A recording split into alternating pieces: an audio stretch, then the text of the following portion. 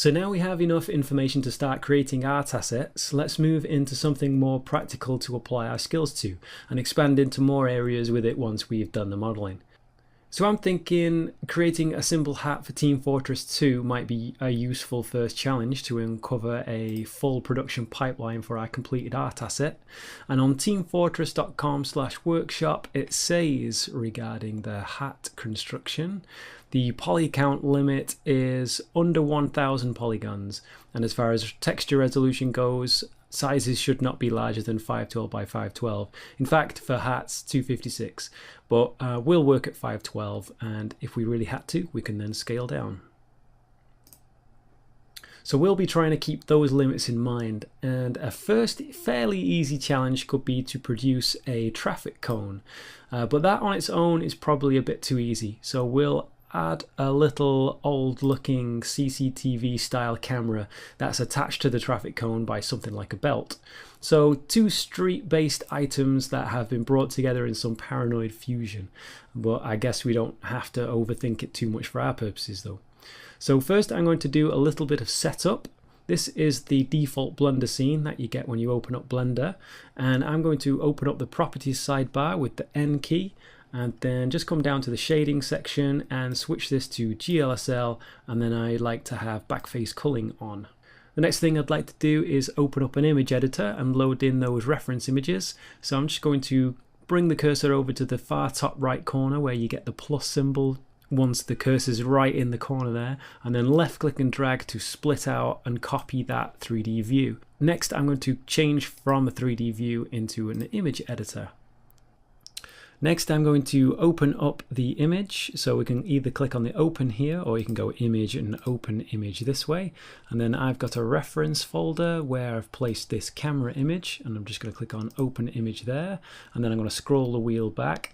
The image editor works very similar to just a 2D orthographic view in that we can just middle click and drag around just to pan the view, and we can scroll the mouse wheel to zoom in and out, and we can also control middle mouse to zoom in and out as well.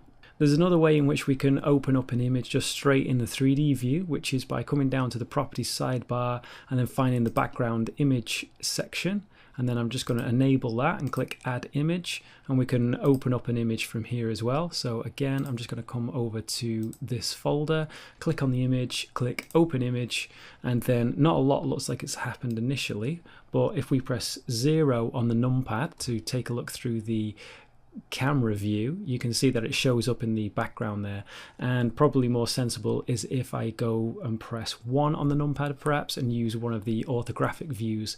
You can see that it shows up there as well. In fact, we can specify exactly what view we want by choosing from this pull down. Once we've loaded in a reference image here, or in the image editor itself by the way, you can click on the pull down by the images that you can see there, and you can see that we've got another option to be able to load in the image that it recognizes has already been loaded into Blender, so you can kind of swap them out in different ways there if we like. But in the 3D view for the moment, the one that I want is the traffic cone, and I'm just going to close this down a little bit so that we can work mostly in the 3D view. First, we're going to need to fine-tune the position of this reference image. So if we pull out the properties sidebar a little bit more just to see a little bit, make a little bit more of this more readable, you can see the position is the X and Y values down here of the reference image. So let's just move that over on the X a little bit so that the Z line pretty much goes through the center there.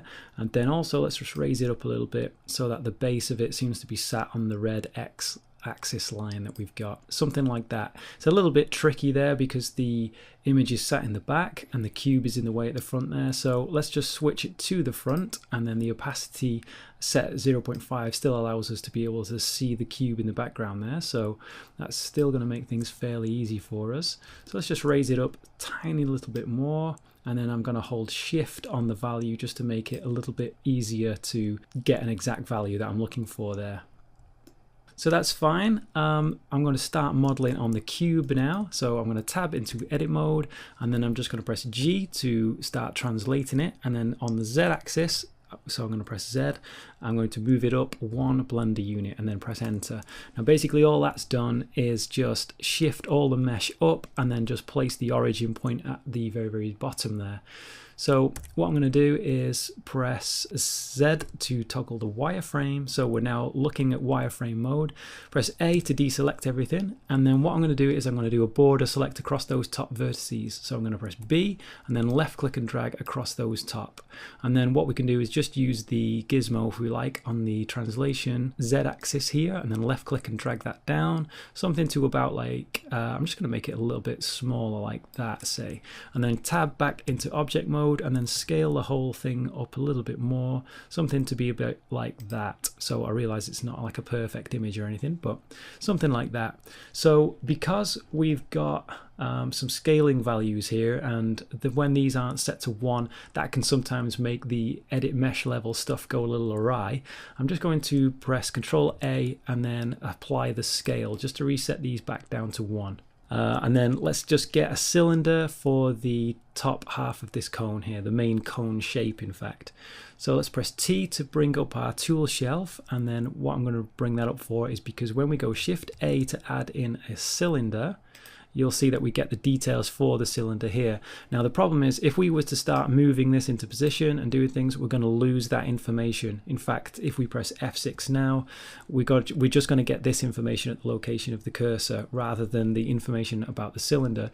So we could, after the fact, try and strip out some edges here on this, but obviously it's going to be much easier if we just delete this and then add in another cylinder and then alter the attributes of the cylinder at this stage. So I'm going to set it to be about 12 vertices. So it's going to have 12 sides. And the reason for that is I like to keep things sort of divisible by 4 so that we can easily split it in half, or we can easily quarter it, basically. So I'm going to now move this up, raise it to just above the cube, and then I'm going to tab into edit mode, press A to deselect everything. We're still in the wireframe mode, so we can press B and then border select across everything. Now the point I want to make about that is that we can see that we've selected everything there. But if we deselect everything again and then press Z to toggle the solid shading mode, and then press B to border select across everything again, you'll notice that we haven't actually selected everything that we wanted to select. And that's because the vertices in the foreground here are obscuring the vertices in the background. A deliberate kind of culling is taking effect. Blender is assuming that you don't want to select those in the background. We have this option here enabled by default, which is the limit selection to the visible. If we disable that, we can then select the vertices at the back.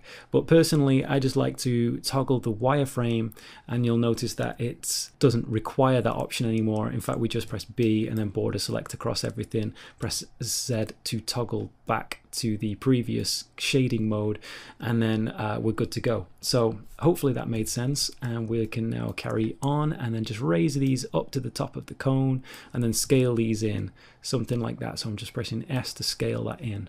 Now we don't need this face at the bottom, so if we just go Control Tab and then switch to face select mode and press Z to see the wireframe so they can see through everything easily. This is the face that I'm referring to. Just before I get rid of that though, I'm just going to just snap that face to be exactly where the vertices on the top of the cube are, this flattened traffic cone base that we have now, and I'm going to do that by vertex snapping. So I'm going to set this to vertices, and then I'm going to press G, and then I'm just going to press Z to constrain it along the Z axis, and then I'm going to hold Control to now gesture to this vertex on the top of the base there, and then left click to confirm. And so now the value of that should be the same. In fact, we can test that if we like by selecting the face here and then taking a look at its Z value, 0.51441. So we're just going to have to remember that unfortunate number, and then just tab into edit mode on this one and then take a look at the Z value of this. In fact, we're going to need to switch it to global, and then you can see it's 0.51441. So we know it's exactly snapped it into the right position. And at that point, we no longer need that face anyway, so we can just press X and delete it. Let's press 1 on the numpad to return back to our front orthographic, and we can see that we've blocked out the shape fairly reasonable at the moment.